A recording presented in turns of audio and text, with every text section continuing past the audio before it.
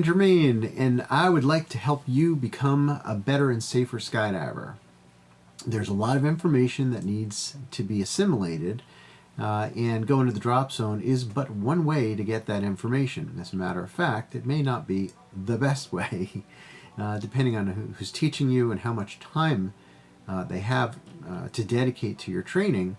You may or may not get all the information that you need in order to get through the experience safely and get through your ultimate graduation to become an A licensed skydiver. And so as a jumper over, well, gosh, I don't know precisely how many jumps I've got, but it's over 15,000, and approximately 35 years of jumping out of planes. I've put together quite a bit of understanding, not the whole story, but quite a bit of understanding on the topic. And I realized quite a few years ago that if I just sat down and just sort of wrote it all out, starting with a book and then writing it out into seminar PowerPoints, and then traveling the world teaching lots of classes, literally all over the planet, I realized that I could do a pretty good job of helping guide people through the course stuff, and get over some hurdles, possibly avoid some accidents. And so what I introduce to you today is something I created called Parachute Flight Safety. It's a video series that is 8 hours long, and we tack on some extra materials on top of the existing 7 different programs, going from the very basic information about how parachutes fly, structure and function kind of topics, all the way up through more advanced accuracy concepts and navigational concepts, and the kind of stuff that you're going to need to know. And you'll get all this information, or almost all of it, if you hang it at the drop zone all the time for the next several months. But some of you haven't even gone to the drop zone yet, and you're just sort of thinking about it. And that's the perfect time to start, right here at home. You can start down this very long path of becoming a skydiver by studying, by learning.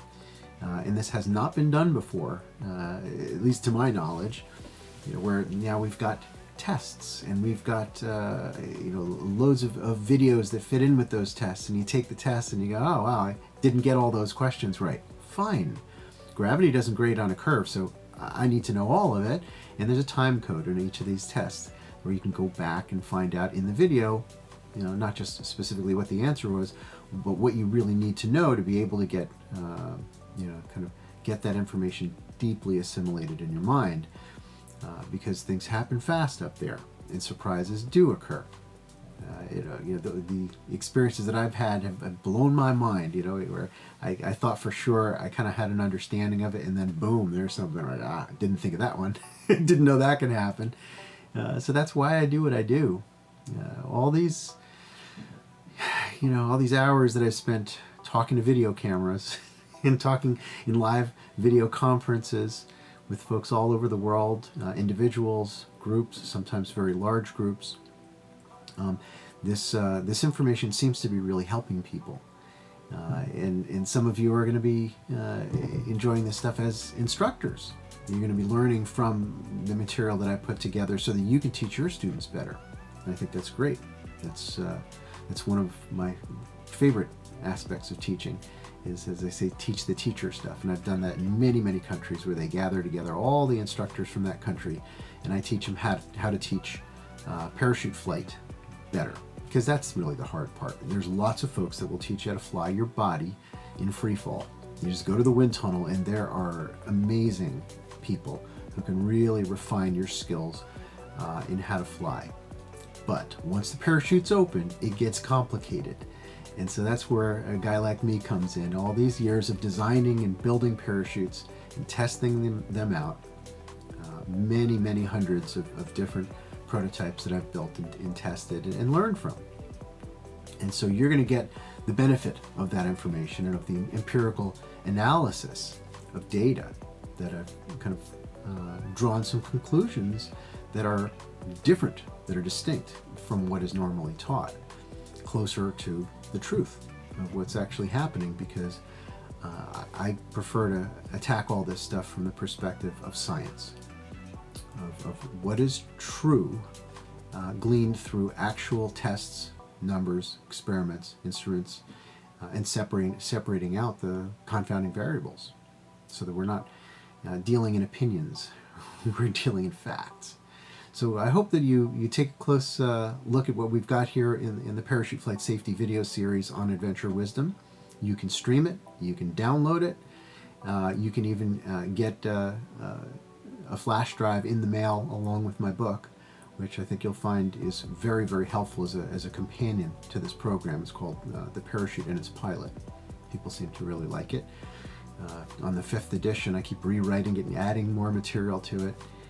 As I continue to add more videos to the Adventure Wisdom, the library that's going to help you become safer. I know that I can't help everybody avoid every hiccup in this sport, but with enough effort on your part, I think you'll be able to get through this in a way that is pretty smooth, that you're able to get over that initial hump where you've got the information deficit and you don't really know what to do in every scenario. But if you fortify yourself with information, skydiving is very doable. It's a very reasonable thing to do, and it is absolutely worth it. Best thing I've ever done. So join me, Parachute Flight Safety. I'll see you there. As long as you're having fun, well, do everything. So what do you choose? Love or fear? Oh, we choose.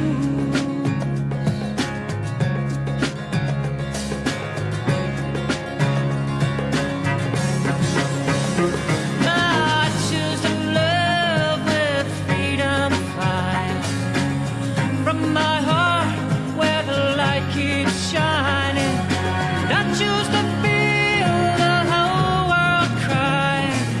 And I choose to feel one voice rising.